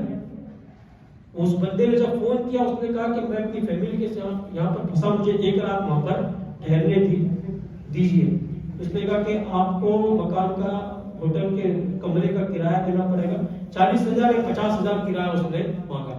ظاہر سی بات ہے جو بندہ گھومنے کے لیے جاتا ہے وہ کہ لاکھوں روپے جیب میں لے کر کے جاتا ہے، وہ تو اپنے اندازے کے مطابق اتنے میں جا کر کے میں آ جاؤں گا، وہ اتنے روپے اس نے کہا میرے پاس اتنے روپے نہیں ہے کہ آپ کا کچھ نہیں ہو سکتا۔ وہ کہتا میں نے اپنی بیوی کے سارے زیورات اور داگینے میں نے دے دیے اور پھر میں نے کمرہ مسلمان۔ آپ کیا سمجھتے ہیں اس طرح سے جو دولت آپ نے کمائی ہے اس دولت سے آپ خوش رہ جاؤ گے؟ نہیں، یہ دواؤں کے راستے جانے والا ہے۔ یہ اس طرح سے جو دولت کمائی ہے آپ کو اللہ تعالیٰ اس میں سکون محسوس نہیں ہونے دے گا۔ اب یہ تباہی آپ نے خریدی ہے، اللہ کے غضب کو مول لیا آپ نے، اسی کا نام اسلام ہے اور یہ اسی کو مسلمان حضور شیخ الاسلام ارشاد فرماتے ہیں جس میں پاس شریعت نہ خوف خدا، وہ رہا کیا رہا، وہ گیا کیا گیا، ایک تصویر کی جو مٹا دی گئی یہ غلط ہے، مسلمان مارا گیا۔ یعنی جس میں خدا کا خوف نہ ہو، شریعت کا پاس اور لحاظ نہ ہو، وہ دنیا میں رہے تو کیا رہے، وہ دنیا سے جائے تو کیا جائے، وہ ایک خالی تصویر تھی۔ کیا تھی؟ ایک تصویر تھی جس کو مٹا دیا گیا۔ غلط کہتے ہو کہ مسلمان کو مارا ہے، نہیں، وہ تصویر تھی جس کو مٹا دیا گیا۔ کوئی فرق نہیں پڑتا ایسے اخلاق اور ایسے کردار والے کا نام ساجد ہو یا سریش ہو، کوئی فرق نہیں پڑتا، وہ چاہے اپنا جو نام رکھ لے۔ نہ یہ اسلام ہے، نہ یہ ایمان ہے، اور نہ ہماری شریعت ہے اس طرح، نہ ہمارا دین ہے۔ یار کم سے کم انسانیت بھی ہوتی نا تو یہ طریقہ اختیار نہ کیا ہوتا۔ تو میں یہ کہہ رہا تھا آپ لوگوں سے، ہم اللہ تبارک و تعالیٰ کو راضی کرنے کی بجائے پوری رات ادھر ادھر میں ہماری گزری اور صبح ہماری 8 بجے آنکھ کھل رہی اور اللہ تبارک و تعالیٰ، پھر ہم کیا پریشان ہیں؟ ہم پریشان ہیں۔ حضور غوث اعظم رضی اللہ تعالیٰ عنہ کی بارگاہ میں ایک شخص اپنی قسمت کی شکایت لے کر کے آئے۔ کبھی کبھی ایسا ہوتا ہے کہ ہم کوئی کام کر رہے ہوتے ہیں اور ہمارے سارے کام الٹ پڑتے ہیں، ہم کوئی پاسا پھینکتے پاسا الٹا ہوتا ہے ہمارا، 2 قدم آگے بڑھنے آتے 4 قدم پیچھے ہو جاتے ہیں، ہوتا ہے۔ اس نے آ کر کے شکایت کی کہ حضور کوئی بھی کام کرتا ہوں تو الٹا ہو جاتا ہے، کوئی تعویذ دے دی۔ جیسے ہم لوگوں نے ایک ذہن بنا لیا کہ ایسا کوئی تعویذ مل جائے کہ جس سے نوٹوں کی برسات ہو جائے، جاتے تھے۔ اور پھر وہ جس باپو کے پاس ہم لوگ پہنچے نا اس طرح کا تعویذ لینے کے لیے، اس باپو نے 100 روپیہ لے کر ان کو وہ تعویذ دیا۔ میں عقل پر ماتوں تو اللہ کی بندے اگر ایسا کوئی تعویذ ہوتا تو اپنے لیے نہ لکھ لیتا، تجھ سے 100 اتنا سینس نہیں ہے ہمارے اندر کہ ہم اس کے پاس یہ تعویذ لینے کے لیے پہنچے ہوئے۔ میں ببو سر میں ایک شخص میرے پاس آئے تھے، تعویذ حضرت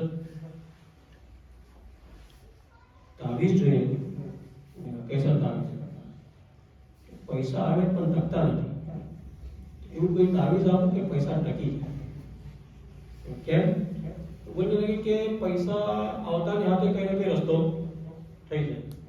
میں نے اس نے کہا اللہ کے بندے یہ پیسہ ٹکنے والی چیز تھوڑی، یہ ٹکنے والی اللہ کی قسم، یہ اگر ٹک گیا نا کہیں پر تو یہ بدبو مارتا ہے۔ یہ پیسہ اگر کہیں ٹک جاتا ہے نا تو وہاں پر کیا ہوتا ہے، یہ باس مارتا ہے. آپ یہ پیسہ اتنا ضروری ہے جس طرح ہمارے جسم کے لیے خون، لیکن یہ خون بہتا رہے تو ہی، اگر یہ بدن کے کسی حصے میں ٹک جائے تو پھر تو بیماری ہو گئی، بیماری پیدا کرتی ہے. میں نے کہا کہ یہ ٹکنے والی چیز نہیں ہے نا. پھر میں نے اس سے کہا کہ چل وہ سب بات چھوڑ، تو یہ بتا تیرا کوئی کام اٹکتا ہے؟ میں نے کام تو نہیں اٹکتا ہوں، سب کام نکل جاتا. میں نے کہا اللہ کے بندے شکر ادا کر، تو شکر ادا کر کہ تیرا کوئی کام نکلنے والا تھا. اللہ تبارک و تعالیٰ نے کسی کے آگے ہاتھ پھیلانے کی نوبت نہ آنے دی اور تیرے لیے انتظام فرما دیا. اور تیرا تو آنے کے ساتھ میں پیسہ نکل جاتا ہے، میرا تو آنے سے پہلے انتظام ہو جاتا ہے. ہمارے پاس آنے والا تو اس سے پہلے انتظام، وہ پہلے تک کہ بھائی وہ پیسہ وہاں سے اگر آیا نا تو وہ کام میں لگا دینا. ہم تو شکر ادا کرتے ہیں اس بات کو کہ مولا تیرا شکر ہے کہ میرا کام آیا تھا تو تم نے انتظام بھی فرما دیا. تو جس بات پر شکر ادا کرنا چاہیے، ہم اس بات پر کیا کرتے ہیں؟ شکایت کرتے ہیں کہ پیسہ ٹکتا نہیں. اللہ کے بندے، اللہ عجیب تیری سوچ ہے. تو حضور غوث پاک کے پاس اس نے شکایت کی، نظر تھوڑا پریشان ہو جاتا، کوئی کام کرتا تو الٹا ہو جاتا. حضور غوث اعظم نے ارشاد فرمایا اللہ کے بندے ایسا کر، اپنی پیشانی کو نا مہر بنا لے، اپنی پیشانی کو مہر بنا لے، تیری قسمت سیدھی ہو جائے گی. میں کہا حضور سمجھا؟ میں سمجھا. حضور غوث اعظم اگر چاہتے ہیں نا تو دعا کر دے تو اس کے لیے تو اس کی الٹی کی قسمت سیدھی ہو جاتی ہے. کوئی مشکل بات نہ تھی آپ کے لیے. تو سرکار غوث اعظم رضی اللہ تعالیٰ عنہ عصر کی نماز ادا فرما رہے. تو آپ کی طرح کوئی بندہ اپنے گھر سے تاخیر سے نکلا تو وہ جلدی جلدی میں نا الٹا ہی جبہ اس نے پہن لیا اور وہ بھاگا بھاگا مسجد میں چلا نماز عصر ادا کی. اسے پتہ ہی نہیں کہ میں نے جبہ الٹا پہنا. سلام پھرانے کے بعد سرکار غوث اعظم رضی اللہ تعالیٰ میں کھڑے ارشاد فرماتے ہیں او بندہ خدا، الٹا جبہ پہن کر کے نماز پڑھ لی تو نے، الٹا ہی کپڑا پہن کے چلا. اور مسئلہ یہ کہ الٹا کپڑا پہن کر کے نماز نہیں ہوتی. کپڑا اگر الٹا ہو تو نماز نہیں ہوتی. اس نے دیکھا تو صحیح ہے، جلدی جلدی میں جبہ الٹا پہن لیا میں. تو اس نے سوچا کہ یہاں تو بدل نہیں سکتے، مسجد ہی میں سب میں بیٹھے ہوئے. تو وہ سوچا کہ باہر جا کر کے جبہ صحیح کر لیتا ہوں، نماز دوہرا لوں گا اپنی. تو وہ کھڑا ہوا جانے کے لیے حضور غوث اعظم نے ارشاد فرمایا کہاں چلا؟ حضرت جبہ سیدھا کر لوں، نماز دوہرا لوں. ارشاد فرمایا جبہ تو تیرا ہم نے سیدھا کر دیا تو نماز کا بھی دوہرا لے. جبہ تیرا ہم نے سیدھا کر دیا. جو سرکار بغداد بغیر ہاتھ لگائے صرف اپنی نظروں سے کسی کے الٹے جبے کو سیدھا فرما سکتے ہیں نا، وہ ہاتھ اٹھا کر کے کسی کی اس الٹی قسمت کو بھی سیدھا فرما سکتے ہیں. کوئی بڑی بات نہ تھی. آپ دعا کر دیتے رب کی بارگاہ میں تو اللہ تبارک و تعالیٰ قسمت سیدھی. لیکن ہم جیسوں کو بھی تو علاج دینا تھا نا. تو ارشاد فرماتا کہ اپنی پیشانی کو مہر بنا دے، تیری قسمت صحیح ہو جائے. اس نے کہا حضور سمجھا نہیں. آپ ارشاد فرماتے مہر پہ جو لکھا ہوتا ہے نا وہ الٹا ہوتا ہے. مہر پہ جو بھی اس ٹائم پر جو بھی لکھا ہوتا ہے کیا ہوتا ہے؟ الٹا ہوتا ہے. اس کو سیدھا کرنا ہو تو کیا کرنا ہوگا؟ اسے سیدھا کرنا ہو تو کیا کرنا ہوگا؟ آپ ارشاد فرماتے ہیں ہماری قسمت اللہ نے ہماری پیشانی پر لکھی ہے، اس کو نہ سجدے میں لگا لے، تیری ساری قسمت اللہ سیدھی فرما دے گا، سب کچھ سیدھا ہو جائے گا. اور ہمیں مطلب کہ نہ جانے کون سی دنیا میں بھٹک رہے ہیں، اور یہ بابا وہ بابا، یہ باپو وہ باپو، اور وہ بھی ہمیں مطلب کہ ٹھگ پہ ٹھگے جا رہا ہے وہ ہمیں، اور ہمیں کیا عقل آنے کا نام ہی نہیں لے رہے ہمیں. اور یہ رب کی بارگاہ وہ بارگاہ ہے، آپ کا کام ہو یا نہ ہو اللہ تبارک و تعالیٰ اپنے بندوں سے وعدہ خلافی نہیں فرماتا ہے. اور یہ ہو ہی نہیں سکتا کہ بندہ ہاتھ پھیلائے اور رب اس کا کام پورا نہ فرمائے. وہ تھوڑا وقت تو دے، جلدی کرنے والی کا اللہ دعا قبول نہیں کرتا. تو یہ وہ حضرت شاہ عبد العزیز محدث دہلوی نے اس سے پوچھا کہ وقت میں سب سے بہتر وقت کون سا، یہ بتا دو. اس نے کہا فجر کا وقت. آپ ارشاد فرماتے عبادتوں میں سب سے افضل عبادت کون سی؟ اس نے کہا نماز. اول نماز میں سب سے افضل رکن کون سا ہے؟ امام اعظم کے نزدیک افضل رکن قیام ہے. امام شافعی سجدے کا قول کرتے ہیں کہ سجدہ سب سے افضل ہے کیونکہ اس میں بندہ سب سے قریب ہوتا ہے. امام اعظم ارشاد فرماتے ہیں قیام میں مشقت زیادہ، اس لیے قیام سب سے افضل ہے. قیام سب سے افضل قیام. آپ ارشاد فرماتے ہیں یہ سن، اللہ تبارک و تعالیٰ کے نزدیک علی اتنا بہترین بندہ ہے رب کا کہ رب نے اپنے علی کے لیے رمضان کا مہینہ چنا. 21ویں شب چنی، فجر کا وقت چنا، فجر کی نماز چنی اور فجر کی نماز میں قیام، اور پھر ارشاد فرماتے ہیں کہ مسجد چنی، مسجد میں محراب چنا اللہ تبارک و تعالیٰ نے، اور شب قدر اللہ تبارک و تعالیٰ نے مولا علی کو عطا فرمائی۔ تو جس بہترین بندے کے لیے رب نے ساری بہترین چیزوں کا انتظام فرمایا، تو علی کی تو بات ہی الگ ہے، لیکن وہ مولا علی مشکل کشا رضی اللہ تعالیٰ عنہ حضرت عمر کے جنازے پر جب کھڑے ہوئے نا تو کیا ارشاد فرماتے ہیں، اے عمر میری یہ تمنا ہے کاش میں رب کی بارگاہ میں تیری طرح کے اعمال لے کر کے پہنچوں، عمر تیری طرح کی نیکیاں لے کر کے میں رب کی بارگاہ میں پہنچوں۔ یہ علی کی کیا ہے تمنا کہ کاش میں تیری طرح کے اعمال، تیری طرح کے اعمال جیسے تو نے نیکیاں کی اس طرح کی نیکیاں، جیسے تیرے اعمال ہیں اس طرح کے اعمال کے ساتھ میں رب کی بارگاہ میں حاضر ہوں، یہ مولا علی کی تمنا۔ اور آپ کو میں بتاؤں یہ حضرت عمر فاروق جن کی نیکیوں کی طرح نیکیاں لے جانے کی تمنا علی کرتے ہیں، اس عمر کے بارے میں حضرت عائشہ صدیقہ رضی اللہ تعالیٰ عنہ، میرے آقا صلی اللہ علیہ وسلم کے ساتھ کھلے آسمان نیچے آسمان بالکل صاف ہے اور تارے چمک رہے ہیں، حضرت عائشہ صدیقہ نے عرض کیا یا رسول اللہ صلی اللہ علیہ وسلم کیا ایسا بھی کوئی بندہ ہے جس کی نیکیاں آسمان کے تاروں کے برابر؟ میرا آقا ارشاد فرماتے ہیں ہاں عائشہ میرا عمر ہے جس کی نیکیاں آسمان کے تاروں کے برابر ہے۔ مولا حضرت عائشہ صدیقہ رضی اللہ تعالیٰ عنہ سننے لگی کہ میں تو سوچ رہی تھی کہ شاید میرے بابا کا نام لے تو عمر کا نام ہے، تو عرض کرتی ہے رسول اللہ جب عمر کی اتنی نیکیاں تو پھر میرے بابا کی نیکیاں کہاں گئی؟ میرا آقا ارشاد فرماتے ہیں عائشہ میرے تو ابو بکر کی ایک رات کی نیکیاں اتنی ہیں، ایک رات کی نیکیاں اتنی ہیں۔ عمر کی نیکیوں کی طرح نیکیاں لے جانے کی تمنا کرنے والے مولا علی، اور عمر کی ساری زندگی کی نیکیاں ابو بکر کی ایک رات کی نیکی کے برابر ہے۔ اسی لیے حضرت عمر فاروق نے آفر کرتے یار ابو بکر میری ساری زندگی کی نیکیاں لے لے، وہ گارے سور کی ایک رات کی نیکی تو مجھے دے دے، وہ ایک نیکی تمنا کرتے تھے کاش میں ابو بکر کے سینے کا بال ہوتا، میں ابو بکر کے سینے کا بال ہوتا کاش۔ یعنی کیا مرتبہ اللہ تعالیٰ قیامت کے دن میرا آقا ارشاد فرماتے سب سے پہلے اللہ تبارک و تعالیٰ کی بارگاہ میں میں ابو بکر صدیق کا نامہ اعمال پیش کروں، اور جب ابو بکر کا نامہ اعمال رب کائنات ملاحظہ فرمائے تو میرے رب کا غضب ٹھنڈا ہو جائے، رب کا غضب، وہ جو جلال اور وہ جو غضب اول وقت میں جو تھا وہ پھر رحمت میں تبدیل، اور پھر حساب اور کتاب شروع۔ یا جب حضرت عثمان غنی کی شفاعت سے 70,000 جہنم جن کے لیے مطلب قسمت بن چکی، وہ ان جہنمیوں کو اللہ بغیر حساب کے جنت میں داخل عطا فرمائے گا، تو پھر عمر کی شان کیا ہوگی جس کے ساتھ اللہ سب سے پہلے قیامت کے دن مصافحہ فرمانے والا ہے، اور پھر ابو بکر صدیق کی شان کیا ہوگی، وہ میرا آقا صلی اللہ علیہ وسلم نے ارشاد فرمایا جنت کے 8 دروازے ہیں، جنت کے 8 دروازے ہیں، باب الصلاۃ ہے، باب الریان ہے، باب التوبہ ہے، باب الصدقہ ہے، جو جس نیکی میں زیادہ کامل ہوگا اسے اس دروازے سے آواز دی جائے گی۔ ابو بکر صدیق عرض کرتی ہے یا رسول اللہ داخل تو ایک ہی دروازے سے ہونا ہے، داخل تو ایک ہی دروازے سے ہونا، لیکن کوئی ایسا بھی بندہ جس کو ہر دروازے سے آواز دی جائے، میرا کہ ارشاد فرماتے ابو بکر وہ تم ہو گے جس کو جنت کے ہر دروازے سے آواز دے کر کے بلایا جائے گا۔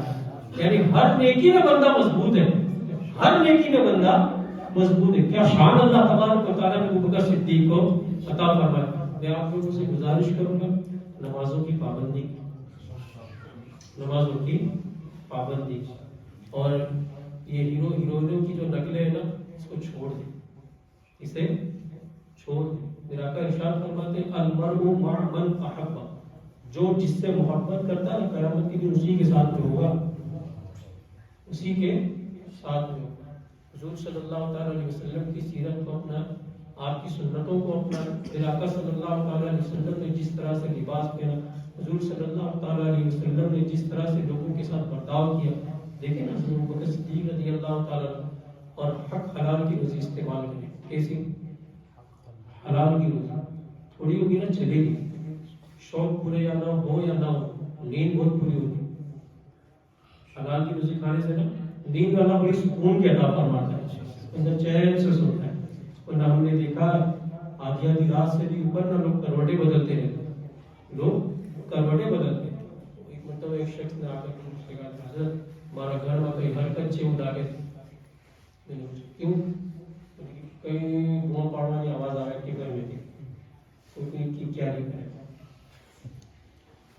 کسی کی چیخنے کی آواز آتی ہے لیکن اللہ کے بندے کسی غریب کا حق مارا ہو نہیں تو اس غریب کی چیخنے کی بھی آواز آ سکتی ہے ضروری ہے کہ کوئی حرکت ہی ہو ضروری اللہ تبارک حق اللہ کبھی کبھی نا شیطان ہمیں بناتا ہے آپ نے دیکھا ہوگا کہ اگر غلطی سے کسی کا زیادہ روپیہ ہمارے پاس آ جاتا ہے زیادہ روپیہ ہمارے پاس آ جاتا ہے تھوڑی دیر کے لیے نا شیطان بہکاتا ہے رکھ لے کام ہو جائے گا اور رکھ لینے میں تھوڑی خوشی بھی ہوتی ہے نفس کو لیکن کبھی آپ آزما لینا اس زائد رقم جو ہمارے پاس آئی حرام ہے اس کو لوٹا کر کے دیکھو اللہ کیسے دل کو خوشی عطا فرماتا ہے میں نے اسے آپ لوٹا کر کے اسے دیکھ اب حلال کی روزی کا سب سے بڑا فائدہ کیا رہتا ہے اللہ دعا رد نہیں فرماتا حلال کی روزی کھانے سے اللہ دعا رد یہ حضرت سعد سے کہا تھا ہمارے آقا صلی اللہ علیہ وسلم نے حضرت سعد بن ابی وقاص نے جب آ کر کے یہ کہا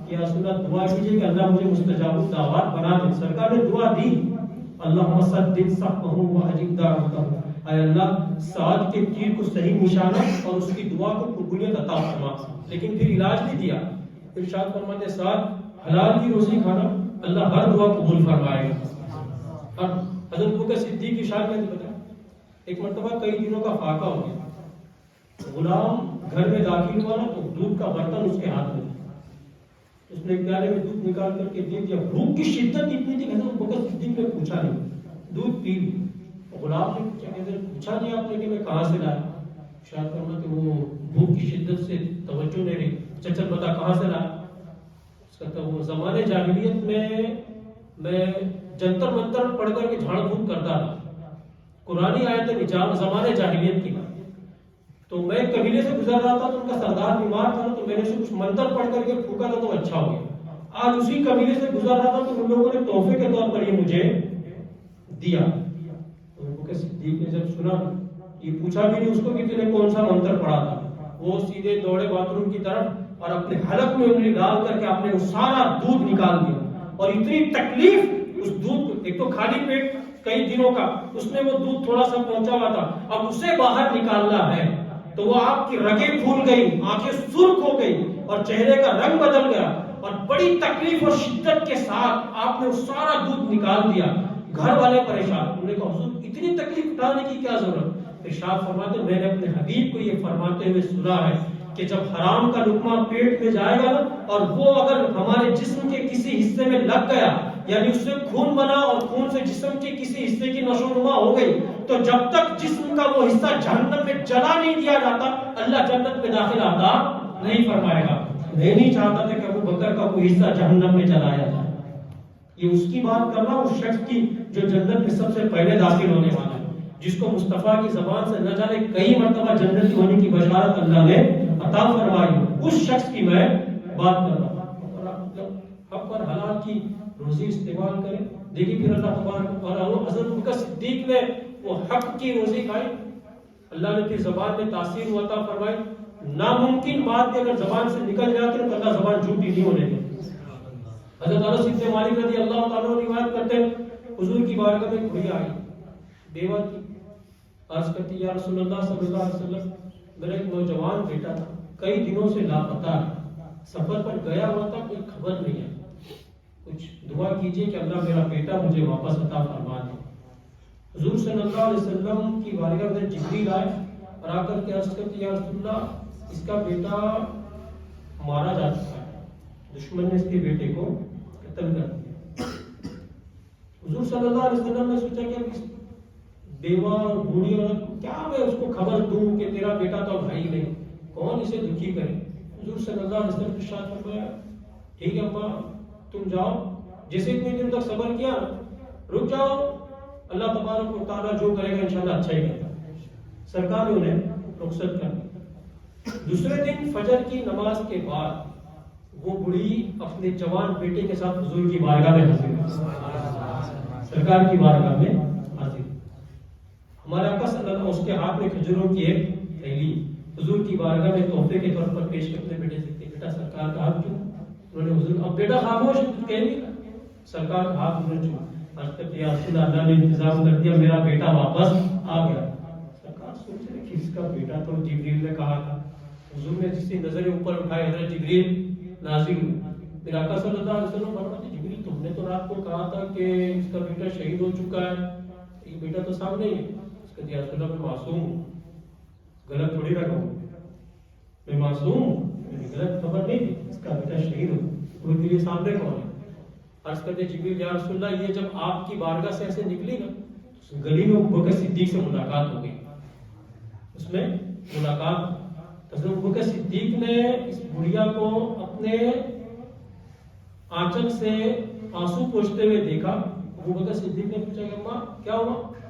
اماں نے کہا کہ بیٹا میرا بیٹا کئی دنوں سے لاپتہ حضور کی بارگاہ میں گئی تھی، سرکار نے کہا اتنے دنوں صبر کیے تو تھوڑے دن اور صبر کر لو، اللہ جو کرے گا انشاءاللہ اچھا ہی کرے گا. تو حضور ابوبکر صدیق عرض کرتے ٹھیک ہے ابا تو انشاءاللہ آپ جائیے، صبح تک آپ کا بیٹا واپس آ جائے گا، آپ کا بیٹا صبح تک آ جائے گا. تو یا رسول اللہ جب ابوبکر صدیق نے یہ کہہ دیا تو اللہ تعالیٰ نے مجھ سے فرمایا کہ جبریل دیکھ رہا ہے میرا ابوبکر نے کیا کہا، تو چل اب اس کا بیٹا دنیا میں نہ رہا تو نہ رہا. اب ایسا کر جب میرے ابوبکر نے کہہ دیا ہے تو اب میرے ابوبکر کی زبان غلط نہ ہونے پائے. اب اس کے بیٹے کو دوبارہ زندگی دو اور اس بڑھیا کو سہارا عطا فرما. یا رسول اللہ اس کا بیٹا تو مر چکا تھا، اس کا بیٹا تو مر چکا تھا. ابوبکر نے کہا میں آپ سے کہہ رہا ہوں ہم اگر حق حلال کی روزی کھائیں گے نا تو ہم مردے زندہ نہیں کرنے لگ جائیں گے. یہ شان اللہ نے ابوبکر صدیق کو عطا فرمائی ہے. ہم حلال کی روزی کھانے سے مردے زندہ نہیں کر سکتے، لیکن ہماری جو مری ہوئی امیدیں ہیں نا وہ ضرور اللہ زندہ فرما دے گا. ہماری جو امیدیں ہیں نا، ہماری وہ جو آرزو ہے جو مر چکی ہے، اللہ تعالیٰ وہ ضرور زندہ فرما دے گا. اللہ کی حلال کی روزی استعمال کریں، اللہ کے رنگ میں اپنے آپ کو رنگ لیں. صبغۃ اللہ ومن احسن من اللہ صبغہ، اللہ کا رنگ سب سے بہترین رنگ ہے. اللہ تبارک و تعالیٰ اپنی عادات کریمہ میں سے ابوبکر صدیق کا صدقہ ہم لوگوں کو بھی عطا فرمائے. حضرت ابوبکر صدیق کے ہماری محفل کو اللہ تبارک و تعالیٰ قبول فرمائے. مجھے بڑی خوشی ہے اس بات کی، یہ فیضان اولیاء گروپ ہے. میں بتاؤں 2 یا 3 سال پہلے اشرفی بابو کے ساتھ میں میری اس ٹاپک پر بات ہوئی. یہ جو آپ لوگوں نے ہر مہینے والا شروع کیا، تیسرے مہینے حضرت آپ تشریف لائے اور گزشتہ مہینے مولانا غلام رسول صاحب آئے. یہ میری مطلب بات اس طرح سے ہوئی تھی. یہ ہمارے علاقوں میں آپ دیکھتے ہیں نا نیاز شریف کرنے کا جو جذبہ ہے ہماری سنی عوام میں، اللہ مطلب کو نیک ہدایت عطا فرمائے. غلط نہیں ہے وہ، لیکن ہوتا کیا پتہ ہے 5 لاکھ 6 لاکھ روپے کی نیاز، 8 لاکھ روپے کی نیاز آپ نے کی، اس میں 80% تعداد ان لوگوں کی تھی جن کو یہ پتہ ہی نہیں تھا کہ یہ نیاز کس بزرگ کے نام کی. صحیح کہہ رہا ہوں؟ وہ مطلب بس کھانے کے لیے آتے اور کھا کر کے رخصت ہو جائے. اور کچھ لوگ جو علمدر جو ہوتے ہیں انہیں کو پتا ہوتا ہے کہ بھائی یہ کس کے شان میں نیاز کی گئی ہے. اچھا جن لوگوں کو یہ معلوم ہے کہ 11ویں شریف کی نیاز ہے، ان سے اگر پوچھ لو نا کہ حضور غوث اعظم کس سن میں پیدا ہوئے، آپ کی عمر شریف کتنے برس کی تھی، آپ کے والد کا نام کیا تھا، آپ کی سیرت میں سے کوئی بات کچھ نہیں پتا، انہیں کچھ نہیں پتا. تو اشرفی بابو سے میری بات چیت ہوئی تھی تو انہوں نے یہ کہا تھا کہ مولانا صاحب میں یہ سوچ رہا ہوں کہ یہ بڑی بڑی جو نیازیں کر رہے ہیں نا اس کی بجائے ہر مہینے کسی نہ کسی بزرگ کے نام کی محفل سجا لی جائے. بات پھر اس کے بعد لاک ڈاؤن ہو گیا تو 2 سال تک پھر وہی سلسلہ چلتا رہا. پھر جب مجھ پر فون آیا ہمارے ساحر بھائی، انہوں نے کہا کہ ہم نے یہ سلسلہ، بہت خوشی بھی مجھے کہ جو بھی 25-50 لوگ جو بھی آئیں گے دھیرے دھیرے انشاءاللہ اللہ سب کو ہدایت عطا فرمائے. سارے بندے آئیں گے انشاءاللہ تبارک و تعالیٰ. ہر مہینے کسی نہ کسی بزرگ کے نام سے محفل سجے گی. کم سے کم ان کے بارے میں ہمیں پتا تو چلے کہ ان کی سیرت کیا تھی، ان کا کردار کیا تھا اور ان کا طریقہ، ان کی زندگی کیسی تھی، کتنی بلند اللہ تبارک و تعالیٰ نے شان انہیں عطا فرمائی. ہر مہینے کسی نہ کسی بزرگ کے نام سے محفل. تو آپ لوگوں نے اس نیک کام میں ساتھ دینا ہے. تو یہ مطلب جو ٹیم ہے ہماری فیضان اولیاء گروپ، ان کی مطلب ہر طرح سے آپ نے مدد کرنی ہے انشاءاللہ تبارک و تعالیٰ. وتعاونوا علی البر والتقوی، نیکی اور پرہیزگاری کے کام میں ایک دوسرے کی مدد کریں. تو آپ مطلب ہر طرح سے ہر اعتبار سے. اگر انہیں کہیں مالی مدد کی ضرورت ہو یا انتظام کی کچھ ضرورت ہو آپ اس میں مدد بنیں گے انشاءاللہ تبارک و تعالیٰ. اللہ انتظام کرنے والوں کو اور اس میں حصہ لینے والوں کو دنیا اور آخرت میں اجر عظیم عطا فرمائے. تمام حاضرین کی نیک اور جائز تمناؤں کو اللہ قبول فرمائے. اللہ تبارک و تعالیٰ حضرت بکر صدیق کی صداقت کا صدقہ ہم لوگوں کو عطا کرے. اللہ تبارک و تعالیٰ ان کے صدقے تو فیض ہمارا نامہ اعمال بروز قیامت دائیں ہاتھ میں نصیب فرمائے. اسلام پر زندگی ایمان پر موت عطا کرے. اور وہ حادثہ جو ہوا ابھی قاری ریاض الدین صاحب اللہ تبارک و تعالیٰ مغفرت فرمائے. ان کی یہ وطن ان کا 1982 جولائی میں آپ کی ولادت ہوئی تھی قاری ریاض الدین صاحب کی. زیادہ عمر نہیں اس کا مطلب 39 یا 40 سال بالکل نوجوان. 9 بھائی بہن ان میں سب سے بڑے بھی 9 بھائی بہن. اور والد جو تھے نا ان کے یہ بہت جلدی دنیا سے رخصت ہو گئے. بڑا بھائی ہونے کے ناطے ساری گھر کی ذمہ داری ان کے کام. ہاں کہ بندے نے سنبھالا اپنے بھائیوں کو اپنے گھر کو اور پھر اللہ کی جو مرضی.